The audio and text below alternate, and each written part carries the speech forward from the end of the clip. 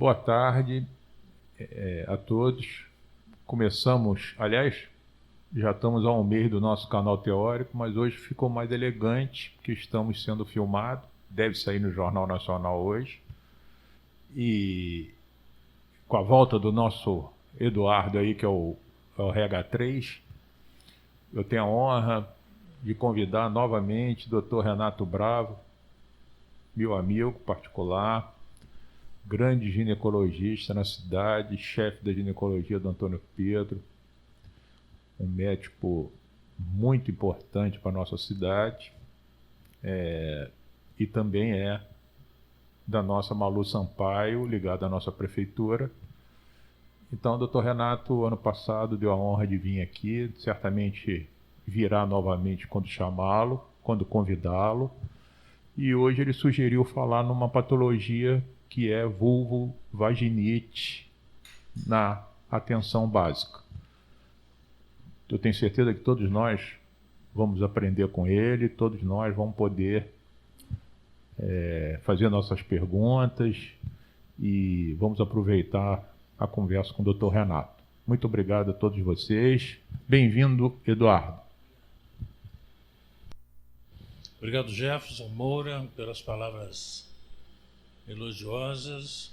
É uma honra estar aqui nesse programa, um programa inédito dentro da cidade, voltado para uma especialidade crescente, né? E que constitui uma grande expectativa dentro da nossa sociedade a atividade de vocês, como o programa de médico de família de Niterói. Falando mal dos meus colegas, o paciente liga: eu estou com prurido, candidíase. Eu estou com corrimento amarelo, vaginite inespecífica. Eu estou com corrimento esverdeado. Tem bolha ou não tem bolha? Tem bolha. Vaginose bacteriana. Não tem bolha. Tricomoníase. Isso pelo telefone. E é o que funciona no dia a dia. A paciente não quer ir no consultório, não quer se deslocar, para não ter que andar e não ter que andar, não é? E às vezes é uma coisa de uma solução tão rápida que o cara, não, toma isso, usa aquilo, aí ela vai gastar mais dinheiro se ela tivesse ido. Então vamos lá.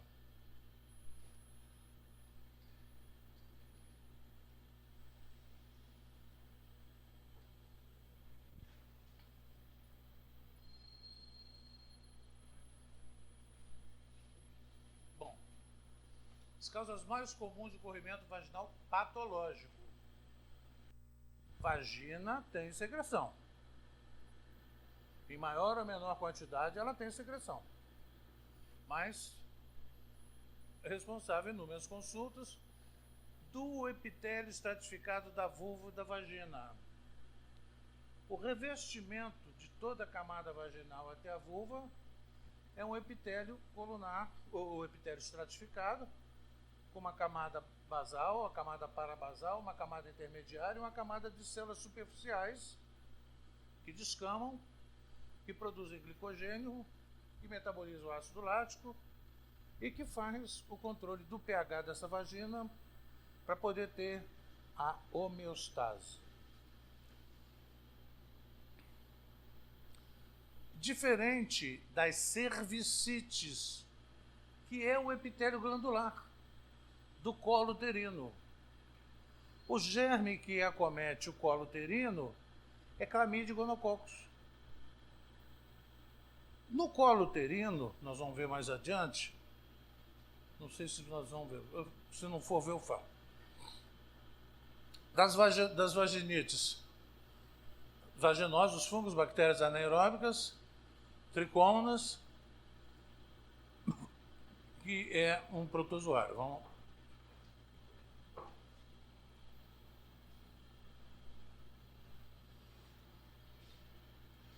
A minha vagina, ela tem um microambiente de germes.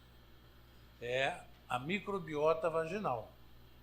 Então, esse microambiente é um escudo antigérmico, produz substâncias antimicrobianas, estimula o sistema imunitário, protege a integridade da mucosa, favorece a secreção de muco e mantém o pH como sendo o pH mais ácido, o pH de proteção.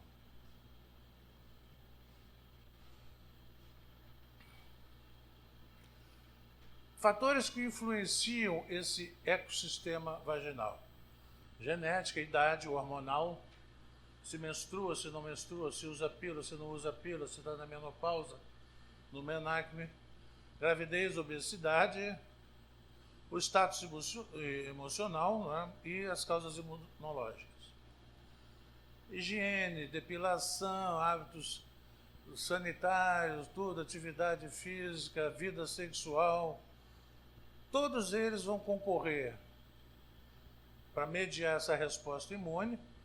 E no caso de infecção, eu tenho a descarga vaginal, prurido ou odor.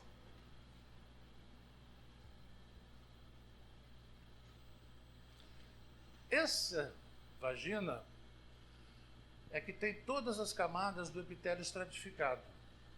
Então, a vulvovaginite, ela ocorre aqui. Aqui dentro, esse aspecto serrilhado é o revestimento da endosservice, é epitélio glandular. Ele tem criptas, ele secreta muco. Aqui é que eu tenho clamídia e gonococcus. Esse epitélio, no menacme, período entre a primeira e a última menstruação, ele costuma sofrer uma eversão. Ele sai. Ele ocupa esse lado aqui de fora. E essa eversão leva ele a sofrer uma agressão, porque ele não é feito para trabalhar ali. Então o próprio organismo se encarrega de pavimentar esse epitélio glandular, fazendo o que a gente chama de terceira mucosa. Ele joga o epitélio estratificado em cima desse epitélio glandular, ou então células de reserva sobem e se transformam em ilhotas de epitélio estratificado até que ocorra a pavimentação. Aí cura essa cervicite.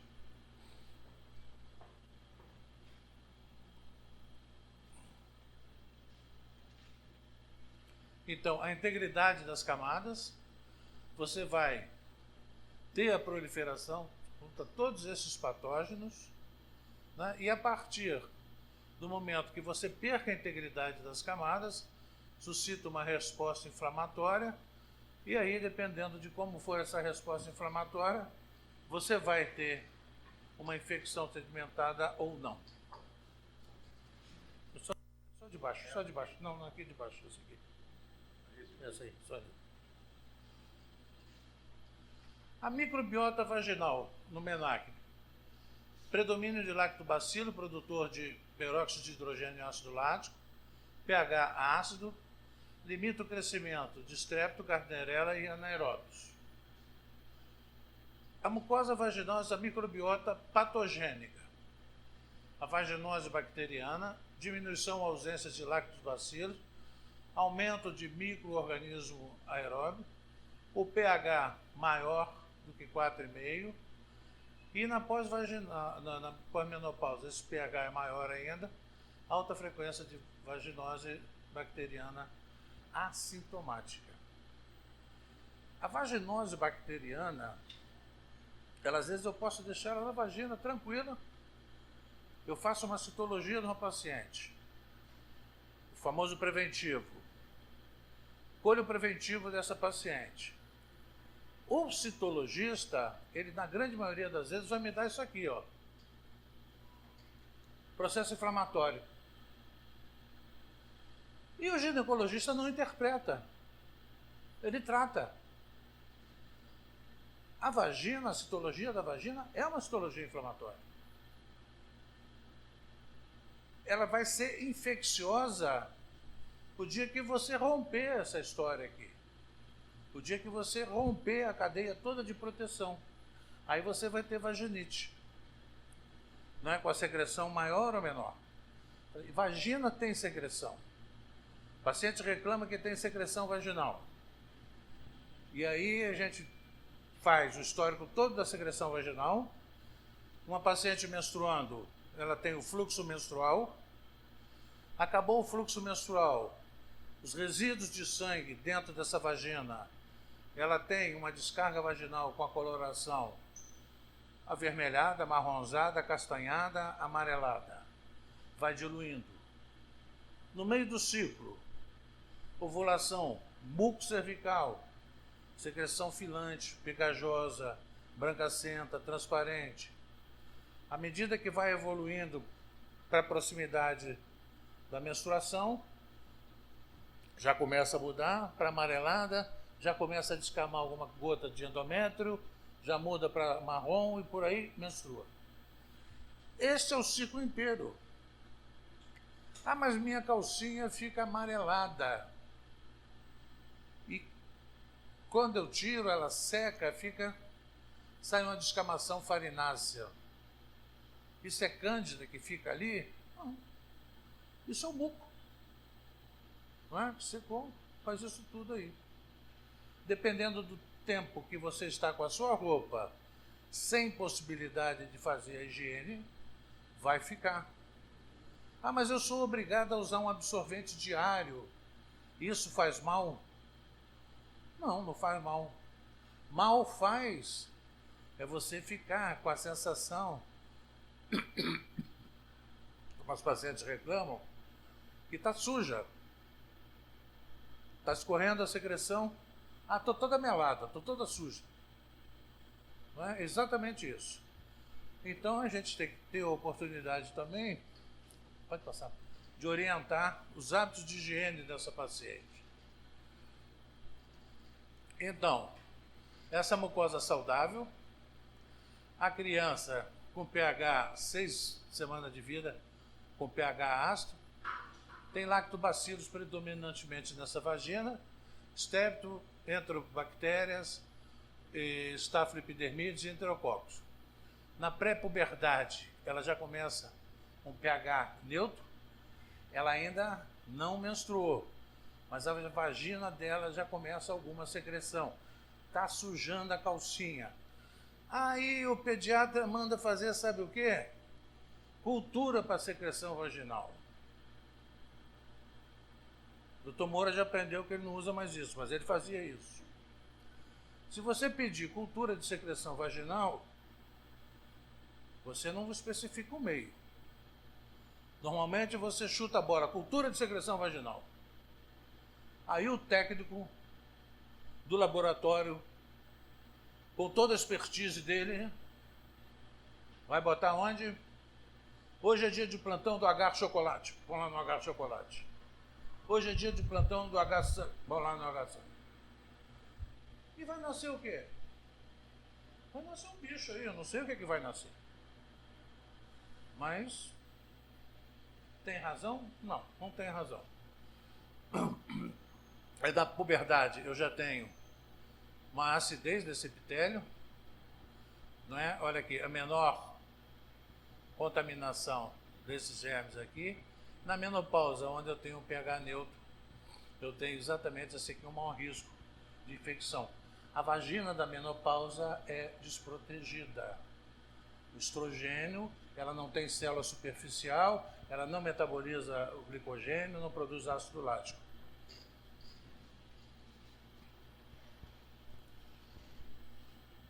E essa coisa enorme aqui, que a gente vê o seguinte: o que tem a secreção vaginal? Líquidos endometriais, a transsudação de dentro da cavidade endometrial. 200 tipos, faz a cultura disso aí. Não é? Passou o espéculo, abriu floquinhos brancos. Candidíase. Ela tem grumos, ela é candidíase, está escrito no livro. Tá.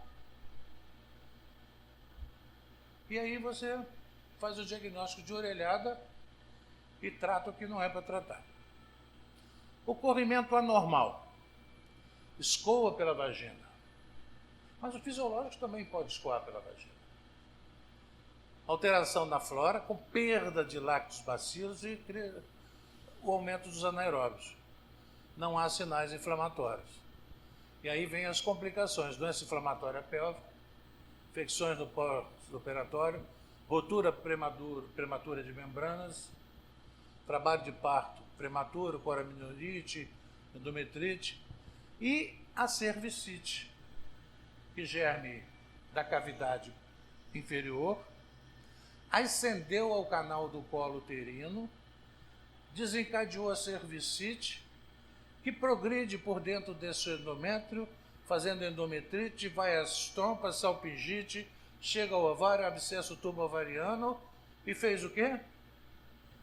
Doença inflamatória pélvica, o abscesso pélvico. Está aqui a história. Pode ir mais adiante?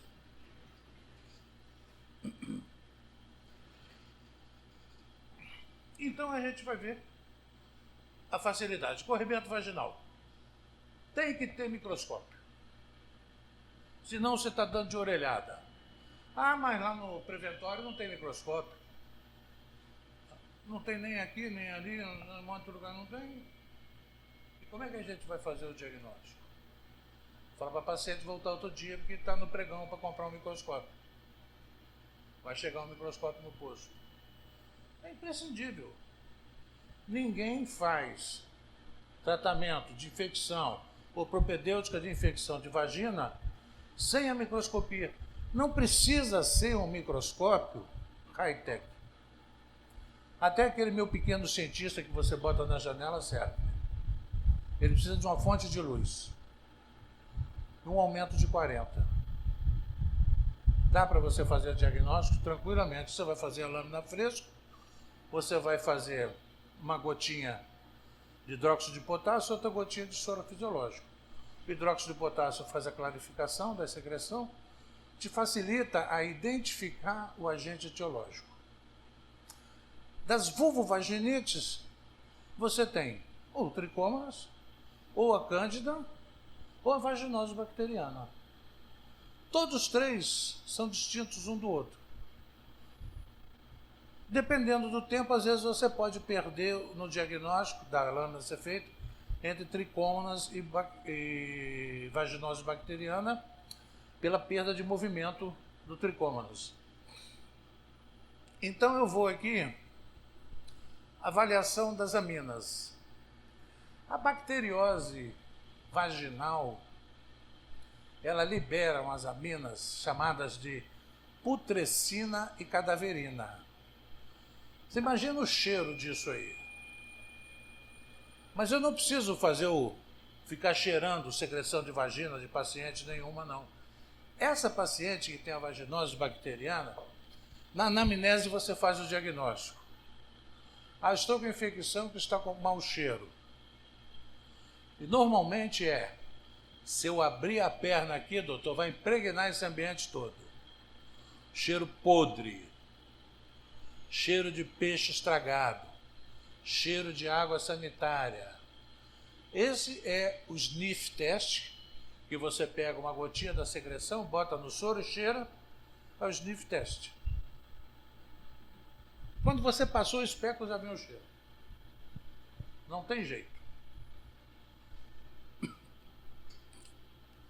Fita de pH vaginal. Você vai ser ácido, vai ser isso, vai ser aquilo. Tem importância para fazer? É importante, é tudo, mas é imprescindível como a lâmina fresca? Não, não é. Não é com as aminas, o pH aumentado, com as aminas positivas. Ou é vaginose ou tricomoníase. Aí eu vou tratar. Um pH mais ácido. Corrimento com eritema vulvar. Não. Causa fisiológica. Tem o eritema vulvar, candidíase. Isso é no cheiro, sem microscopia. Avaliação microscópica disponível, as hifas, as clue cells, que são as chamadas células-alvo, em cima da célula da vaginose, Identificação de tricômonas.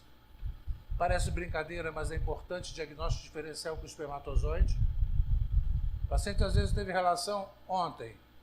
Chegou no consultório queixando de secreção que você colhe, cheio de tricômonas. Não, é espermatozoide. Eles vão em grupo com movimento mais linear. O tricômono não, é todo movimentos aleatórios. O movimento de cauda dele é um movimento que agride a mucosa vaginal. Pode ir, Jefferson, por favor. É isso, peixe podre. Não é? Um corrimento vaginal escasso, odor fétido. Depois da menstruação e depois da relação. Ela tem essa queixa. Aí eu vou tratar. Eu recebo uma citologia oncótica dessa paciente. Vaginose bacteriana. Preciso tratar? Não. Ela vive ali dentro da vagina, mas se tiver odor, da mesma maneira. Recebo um diagnóstico de candidíase. Tem IFA, tem não sei o que lá, cândida. Preciso tratar? Não. A diferença é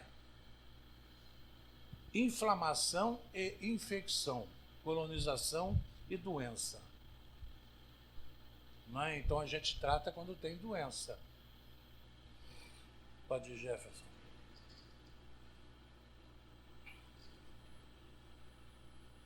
Olha só. Dou o diagnóstico aqui de vaginose bacteriana. Aqui o cheiro vai estar característico. Posso dar um diagnóstico de candidíase. Tem uma hiperemia aqui, tem isso aqui, mas eu não tenho uma vulvite. Aqui o clitóris tem um pouquinho, também posso dar. Posso dar uma de tricomoníase? Menos. Não é? Mas eu não tenho microscópio agora, o que eu faço? Eu vou aqui, ó. Mas eu tenho uma coisa para fazer o diagnóstico diferencial. É o teste das aminas. Se ela tem o sniff test positivo, se ela tem odor, ou se ela tem clínica, se ela me diz que tem isso, eu fecho o diagnóstico sem o microscópio. Não é? Então, o diagnóstico presuntivo, por eliminação, vai ser cândida. E por que eu não vou fechar o diagnóstico de tricomas? Uma razão mais simples que vocês vão ver adiante.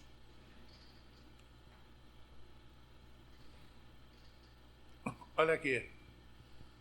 O esfregaço sujo. A gente vê poucos lactobacilos aqui. As crucélulas, que são células com essa vacuolização. No esfregaço corado, aí é mais fácil de ver.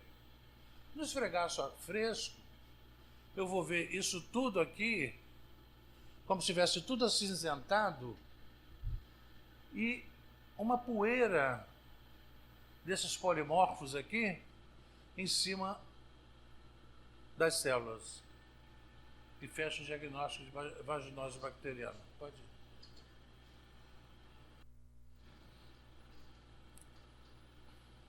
Para o diagnóstico de vaginose bacteriana, os critérios de Ansel. Corrimento vaginal fino homogêneo, não aderente com microbolhas. pH aumentado, odor característico, o IF test. E as células indicadoras, que são as clue cells na citologia. Citoplasma recoberto pela microbiota anaeróbia, conhecida também como células guia, ou clue cells. E junto com os critérios de Ansel. Né? Os critérios de Ansel e os critérios de Nugget, que eles vão dar para a gente, de acordo com essa pontuação, se eu tenho lactobacilos, mais, menos, se eu tenho a Gardnerella, mais ou menos, e se eu tenho os bacilos, lactobacilos. Aí, de acordo com essa pontuação, isso é só acadêmico. O que me interessa é o quê? Tem ou não tem? Pode ir.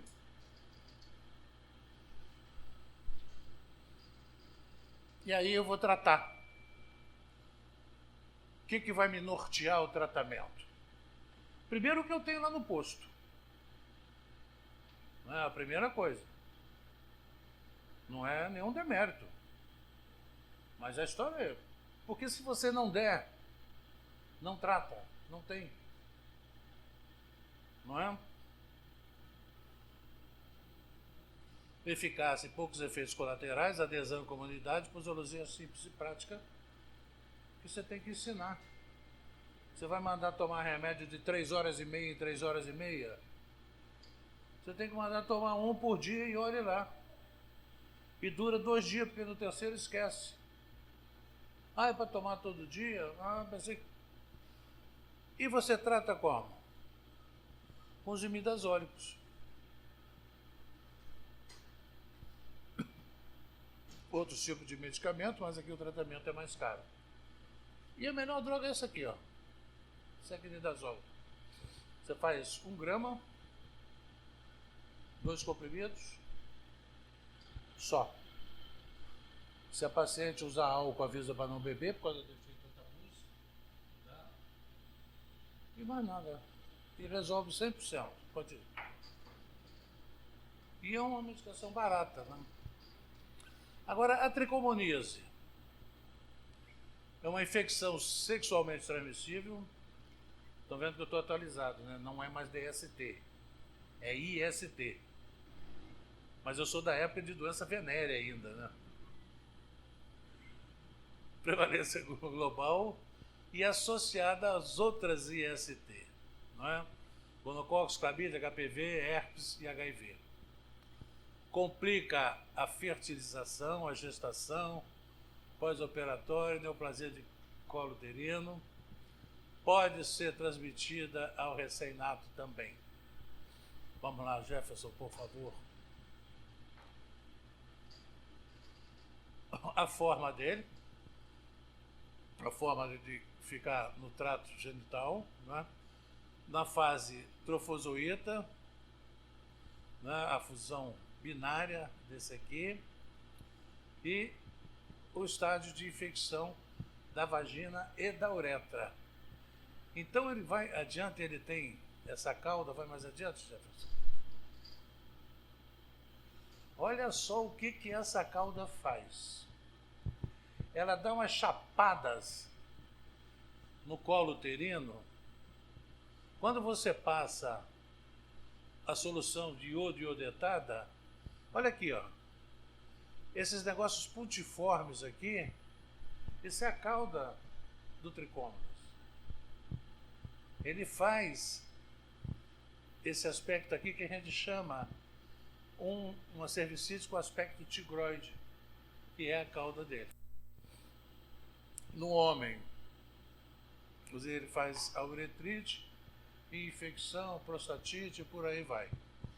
O diagnóstico dele, você vê o tamanho dele e o balanço da cauda. Se você colheu ali e botou no microscópio, não tem problema, você faz o diagnóstico. Então, fala. Isso poderia dar aquela imagem puxada, avermelhada, tanto no colo quanto na noite? Pode. Mas na uretra, que a colonização dele é na uretra. Na uretra. Então, olha só, diagnóstico. Mais uma vez, vai ter que ir lá subir a colina com o microscópio no bolso. Senão não vai dar. Solução salina é a mais fácil. Observação direta do tricômonas, né? Forma de pera, o seu flagelo, é considerada específica 100% para tricômonas. Você faz o diagnóstico dele com lâmina fresca muito facilmente. Não é? Agora, quando você faz os testes moleculares, as sondas de RNA, a lâmina fresca foi lá para baixo. Porque essas infecções também, hoje, você está trabalhando com o diagnóstico com biologia molecular, com sondas de RNA, fazendo o diagnóstico disso aí, eu vou mostrar a vocês daqui a pouquinho.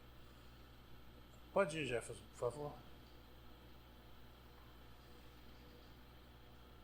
Os clínicos falham na identificação de quase metade dos casos, e a amplificação dos ácidos nucleicos são tecnologias moleculares que vêm cada vez mais aumentando o seu uso para o diagnóstico de infecção vaginal. Porque você pegava a infecção vaginal, a mais precária de todas, gonococcía, você fazia um gram. E aí veio a clamídia. Aí a clamídia já ficou mais difícil o diagnóstico da clamídia, que é intracelular. Aí entra a cultura, entra não sei o que lá, já complicou mais. Mas a partir do momento que você começa a trabalhar com os ácidos nucleicos, claro que você também encareceu demais o diagnóstico, mas ele aumentou. Pode ir, Jefferson.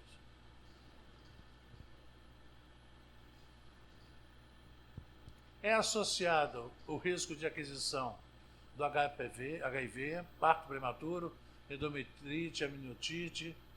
As mulheres com HIV, associação ao risco aumentado de DIP. E a pesquisa sistemática de tricômonas em pacientes com HIV. Quer dizer, é importante você fazer isso por causa do risco de transmissão de complicação. Pode ir? E aqui, aí a gente começa com tecnologia de ponta. Essa não sobe do preventório. E também não vai em muito lugar, não.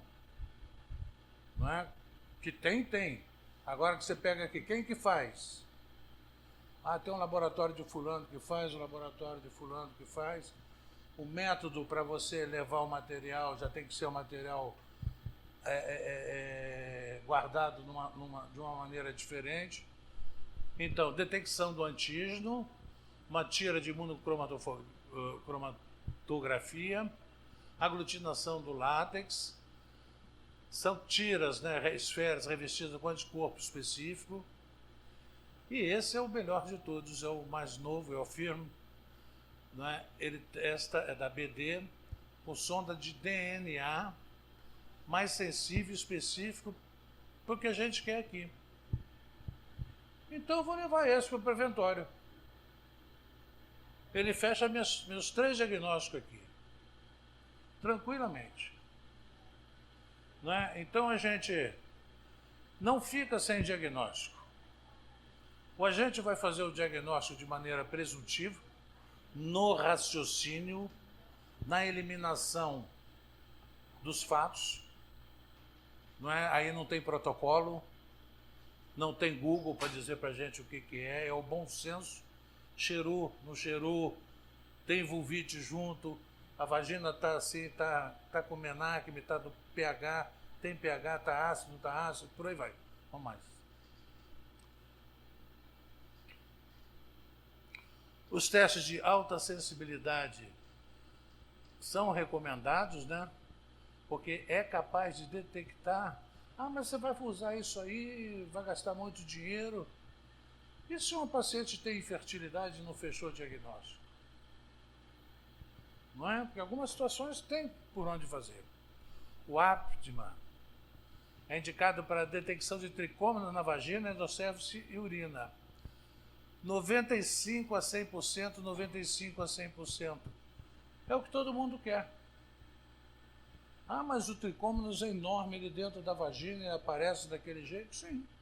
Mas tem situações que a gente não consegue fazer o diagnóstico. Pode ir adiante.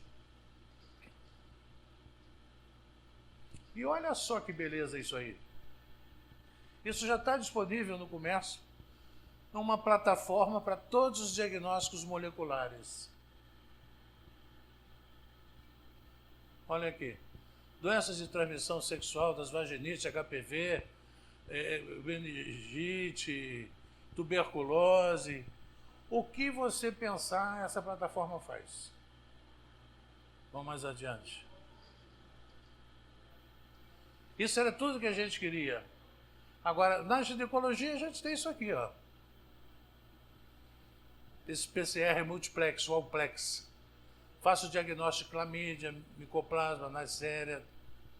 tricômonas no esfregaço vaginal, na urina, e a citologia de meio líquido. É mais barata que a outra. Mas para a ginecologia, isso aqui atende tudo.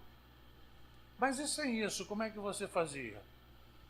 Diagnóstico de clamídia, a gente não faz. Para vocês verem como a gente não faz, protocolo do CDC, está em vigor. A clamídia na paciente jovem, na cervicite mucopurulenta, ou melhor, paciente jovem, 20 anos, vida sexual ativa, cervicite mucopurulenta, trata clamídia e gonococos. Mas não faz o diagnóstico? Não trata. Trata por quê? A permanência vai levar uma possibilidade de risco de doença inflamatória pélvica e sequelas do tipo infertilidade, obstrução tubária, abscesso tubovariano e por aí vai. Então o próprio CDC manda a gente tratar já de uma vez. Agora aqui não. Aqui eu tenho a possibilidade de fazer o diagnóstico de imediato. Se eu for fazer aqui, mandar fazer diagnóstico para clamídia, vai levar 15, 20 dias e a paciente já sumiu, não voltou mais. Então você tem que resolver essas coisas na hora. Mais adiante.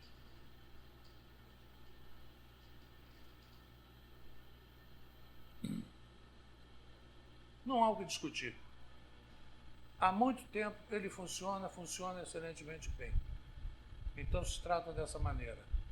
O preço é barato, quer dizer, dá para todo mundo tratar mais ou menos, não? Pode ir?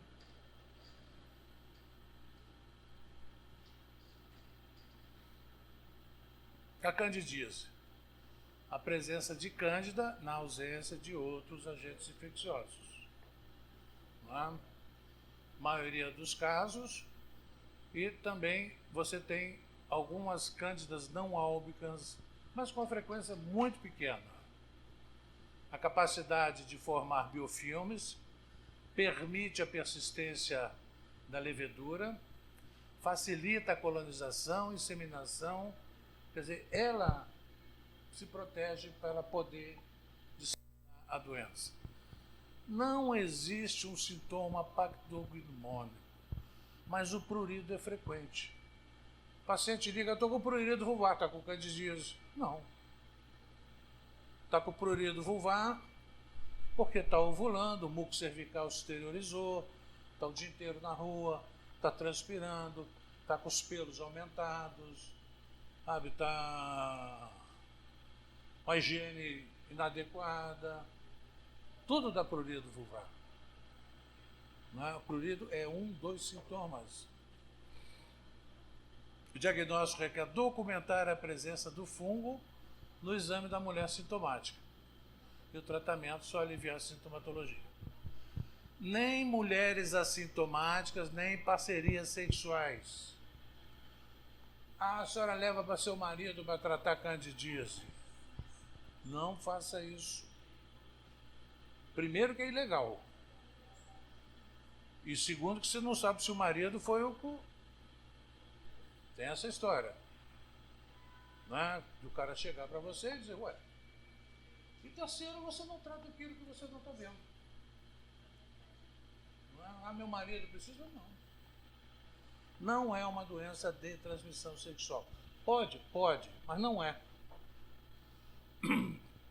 Controle dos fatores ambientais, a diabetes e a desbiose, não é? E a maioria dos casos, graças a Deus, é isso aqui, que ela resolve rapidamente. Pode ir, por favor?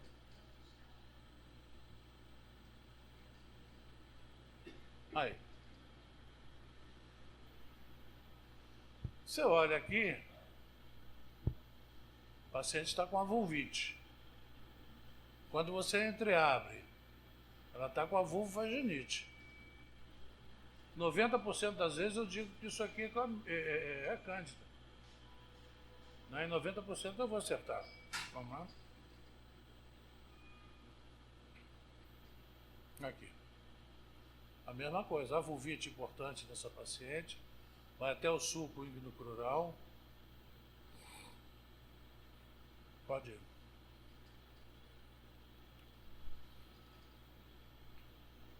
Diagnóstico. Rotina microscópica e cultura. São o estándar do cuidado diagnóstico para mulheres sintomáticas. GRAM, citologia fresco, cultura específica para cândida, aí você vai dizer o cara do laboratório, é o meio de saborô, que é o meio para cândida, que tem que tratar, não é o que está de plantão. Mas você não vai precisar fazer, dificilmente você vai... Eu nunca pedi cultura de cândida na vida, sempre você faz o diagnóstico com a microscopia. E a candidíase vaginal, recorrente, complicada. Eu tenho cândida todo mês. E aí você... Como é que é feito o seu diagnóstico de cândida? Eu já sei. Coçou é cândida. E uma secreçãozinha assim, e fica não sei o quê, mas eu tomo logo o fluconazol. Nós somos 2 mulheres, 4, 5, 3 delas fazem isso. Tranquilamente. Coçou, toma o fluconazol. É cândida. É recorrente. A cândida vaginal recorrente são 4 episódios em 1 ano, diagnóstico de microscopia. O diagnóstico de cândida é um diagnóstico de microscopia. E aí você pega a quantidade de falha de tratamento. Não é o diagnóstico correto. É o diagnóstico de telefone. Estou com corrimento, usa isso. Passa aquilo, passa não sei o quê. Tem paciente que conhece tudo quanto é creme vaginal. Não, esse eu já usei. Eu tenho resistência. Né? Então você precisa ser visto. Mas por isso? Uma bobagem. E aí a gente se dana, né? Porque depois mete o pau na gente, né? Faz nem diagnóstico de vaginite. Dose única. E é ele mesmo, fluconazol, itraconazol, cetoconazol, gestatina oral, que é a mais barata, mas também é 15 dias, 20 dias de tratamento.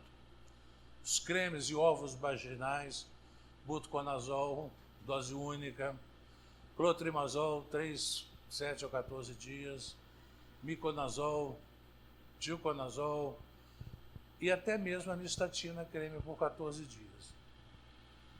Qual é o melhor desses todos aí? Indiscutivelmente é o fluconazol. Preço dose única. Conforto para o paciente, adesão ao tratamento 100%. É dose única. Né? Contanto que seja feito o diagnóstico adequado. E às vezes a paciente usa, daí a 2 dias, não passou nada não. Porque ela está com uma vulvite também, que está coçando, está irritada, está sensível, e que você também deveria tratar. Não é para reduzir o edema e reduzir a sensibilidade. Pode ir mais adiante? Os tópicos externos podem ser utilizados se houver associação com outras dermatoses merecedoras de dermocorticoide, a identificação pelo próprio ato de coçar. As pústulazinhas, machuca com a unha, não é? Faz infecção secundária. Normalmente estafilocócicas, não é? As vulvites micóticas, se expandindo de áreas genitocrurais e nada. E aí o cetoconazol, tópico 2 vezes ao dia, é uma excelente droga. Diga. Apesar que a nistatina não tem absorção nenhuma do organismo, seria mais indicado? Em criança? Sim. Ela não tem absorção nenhuma, zero absorção. Então, A nistatina é uma droga segura. É uma droga muito boa de utilizar. Criança seria. É, o problema, criança de fralda de nistatina, beleza. Né?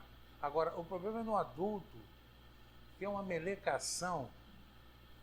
Usar creme vaginal, só a mulher que usa creme vaginal que ela sabe o que é.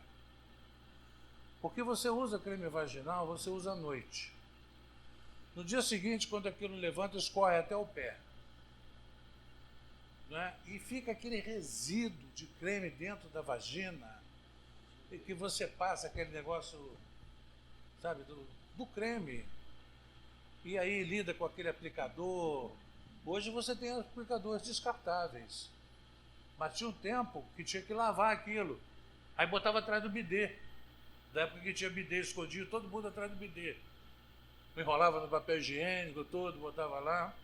Agora hoje não, hoje você melhorou a coisa toda. Mas para criança é muito melhor.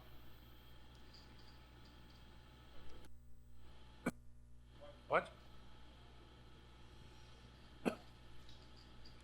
Candidíase recorrente, 4 ou mais episódios ao ano, né? Na imensa maioria causado pela Candida albicans. Então, o fluconazol atua aqui. Né? Só que você vai fazer um esquema diferente do que você faz monodose, né? 10 a 14 dias. Tem os fatores subjacentes que você tem que interferir também, né? São as doenças autoimunes, atopias, diabetes. O mais tolerado é o fluconazol. Pode ser substituído por clotrimazol e os azóis vaginais também intermitentes. Pode ir. Agora, 4 episódios diagnosticados na microscopia. E parece bobagem, não é? Você se atrever, e eu vejo lá no consultório, e parece que você toma uma esculhambação na mulherada. Porque você, às vezes você viu uma situação dessa, um prurido, e você vê que está transpirando, que sai de manhã e volta em casa à noite.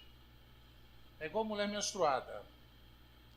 Mulher menstruada tem que fazer home office. Não pode sair para trabalhar.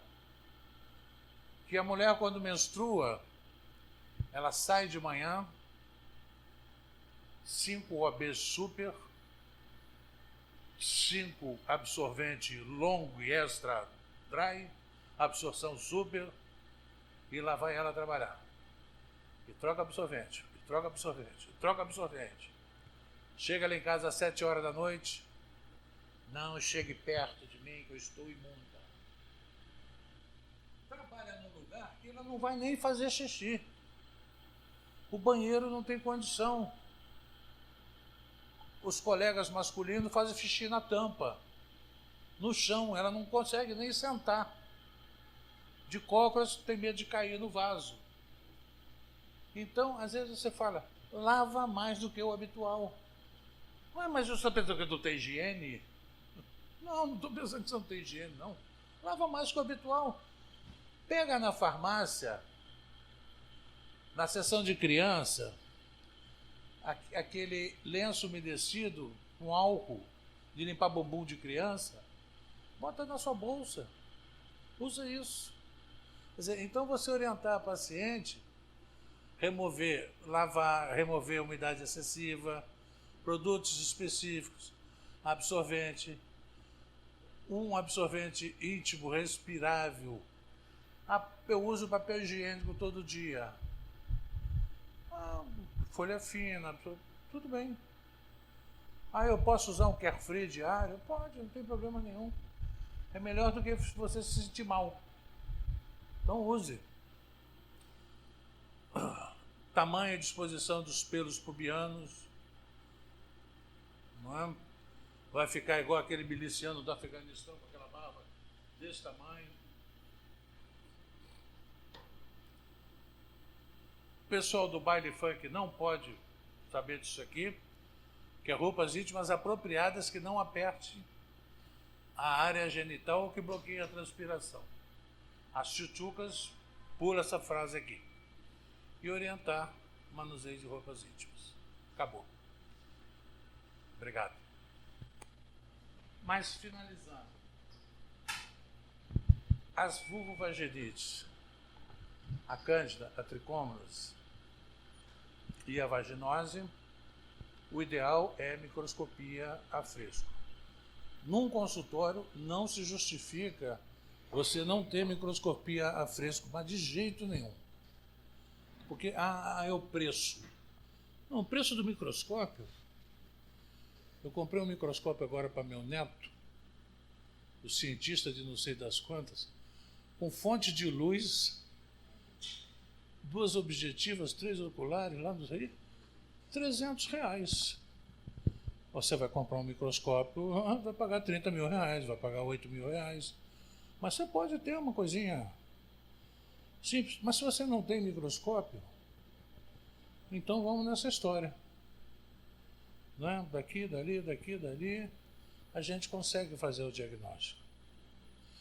E o grande problema também do tratamento das vaginites, vulvovaginites, é a medicação polivalente. Que aí você usa uma medicação que pega tudo.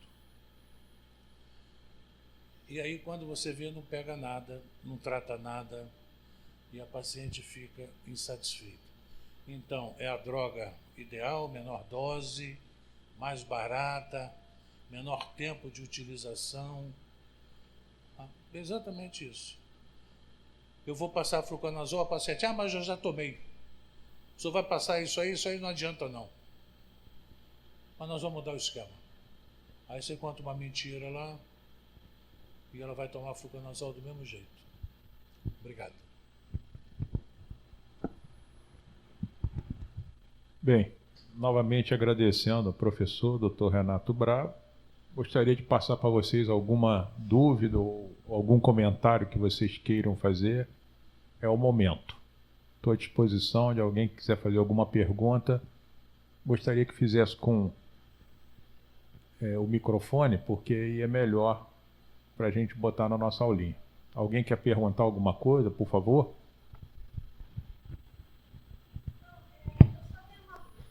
Se a paciente tiver sem queixas, né, a gente faz o preventivo e na maioria dos preventivos vem Gardnerella. Ela sem queixa não trata? Nem Gardnerella, nem Cândida. Né? Você ali, ele faz parte da microbiota vaginal. Mas ele não está agredindo, ele está quietinho ali. Sim. Mas aí é que está a diferença, doutora.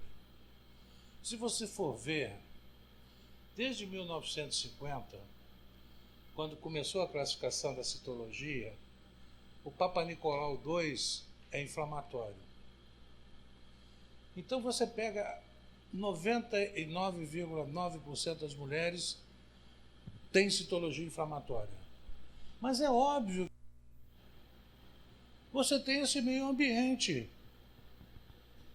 com uma população de germes bonzinhos e outros ruins. Só que os ruins estão quietinhos. Estão lá na vida deles, lá, não estão agredindo ninguém.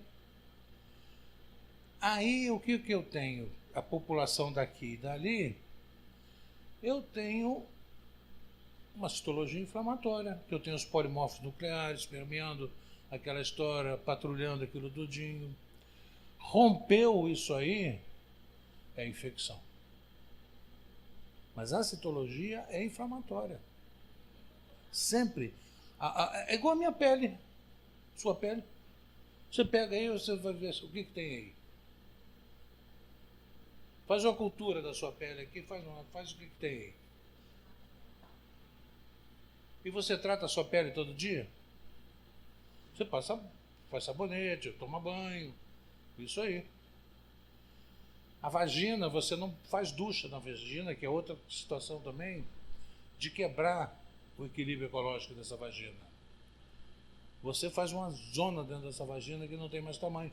A própria secreção dela é um mecanismo de limpeza. Restos celulares, detritos, tudinho, eles vão saindo ali. Não existe limpar a vagina. Ela sai naturalmente. As duchas vaginais, a minha avó tinha ducha vaginal no banheiro, era um negócio de higiene normal das mulheres usar. Era uma pera com um canudo comprido, enchia aquilo ali e às vezes botava água com vinagre e fazia disso método contraceptivo, não é? Coito não programado, às vezes corria e botava isso dentro da vagina. Mas esses exames, o importante é você explorar o resultado, ou melhor, interpretar o resultado. E você examinou, você viu o que tem lá naquele coro, naquela vagina, e você recebe uma citologia, você vai saber se aquela citologia é adequada ou não é adequada. Então, o seu exame... Ontem eu vi uma paciente com câncer de colo uterino 2B. O câncer invadiu o colo uterino e invadiu parede vaginal anterior. Esse é o exame clínico. 2B. É um câncer inoperável, vai para rádio, bracterapia. Foi muito bem. Ela vira para mim e diz assim, como é que eu posso ter esse câncer se eu faço citologia todo ano? Um câncer, para se manifestar clinicamente, ele leva de 8 a 15 anos. A citologia, cada vez que eu faço uma citologia, eu tenho um valor preditivo positivo de 60%, não é 100%. Mas com a periodicidade, eu chego lá. Se eu faço todo ano, eu chego lá. E sabendo que o câncer vai demorar 8, 15 anos, eu vou pegar essa história. Então ela me diz assim, mas eu faço isso todo ano direitinho. E a citologia da mulher está lá, inflamatória. E aí, eu pego um exame dela, que eu tinha feito uma ressonância dela, e a ressonância mostrou a invasão todinha. Mas eu vejo um ultrassom dela, transvaginal, o doutor botou o colo redondinho, bonitinho, parede... Peraí, né? E a gente tem que estar atento para essas coisas. Mas aí sairia no ultrassom? Hein? Claro! Você está vendo? Como é que ele vai descrever que o colo está todo redondinho, todo certinho? Não estava destruído, invadindo vagina. O colo que você pega aqui, entre 3 horas e 11 horas, tudo destruído, invadindo vagina, colado na vagina. Você não entra naquele espaço ali. Como é que o ultrassom vai me dizer que aquilo está redondinho? Então, a citologia é a mesma coisa, a gente tem que interpretar. Eu examinei a paciente clinicamente, eu sei se aquela citologia é compatível ou não. Posso dizer isso. Examinando a maioria tem um colo do útero meio inflamatório mesmo, mas aí chegou. Renato, desculpe.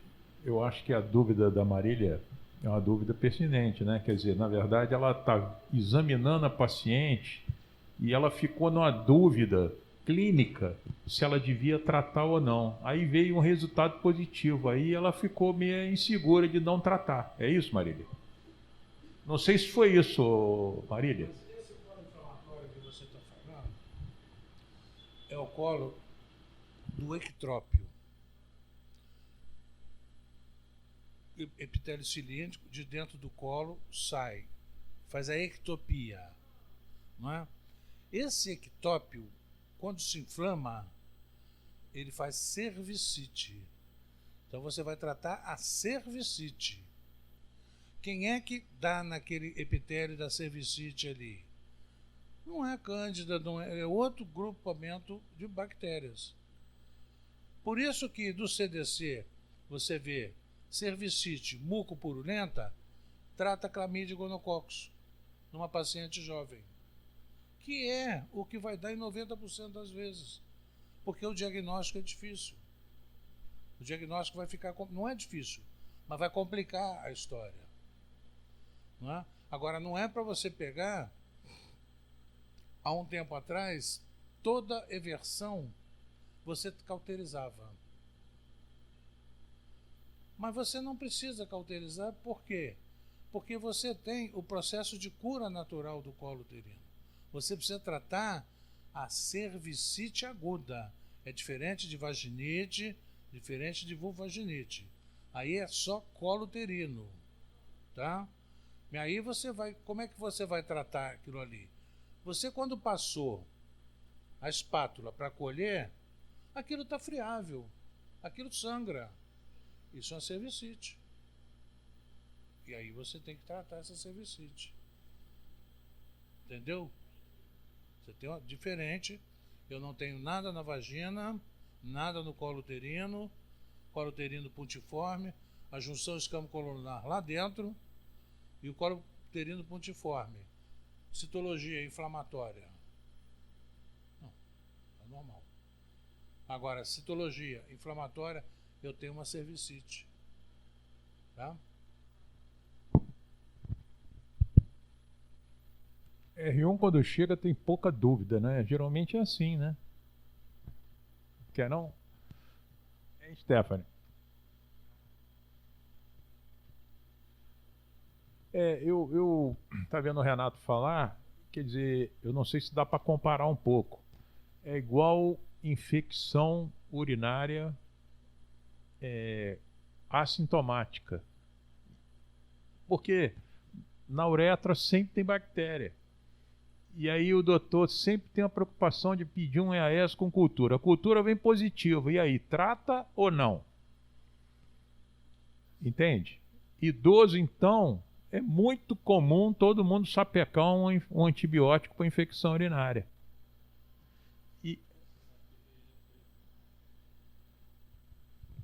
Eu vejo isso com frequência.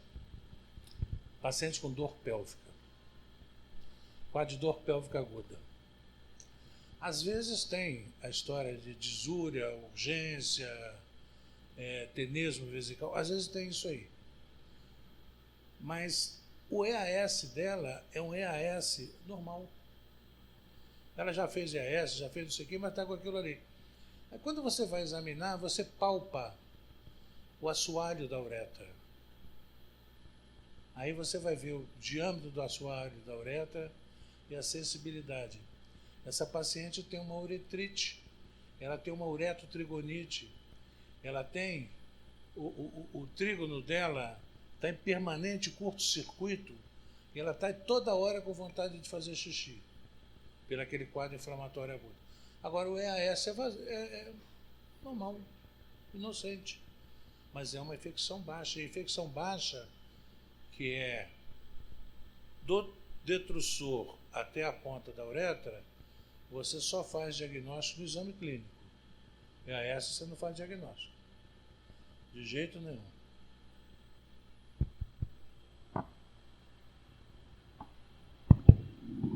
Alguém quer fazer algum comentário, alguma coisa? Não? Então tá bom. Queria que os residentes ficassem aqui só um minutinho, que eu queria falar 10 minutinhos um assunto. Vou liberar o Dr. Renato, porque ele está cansado, não está acostumado a falar tanto assim, então ele também já está suando muito. E aí a gente agradece a ele, pode liberar ele para bater o nosso papo aqui que a gente tem que falar. Eduardo, se você quiser encerrar. Boa tarde, muito obrigado novamente, doutor e professor Renato Bravo.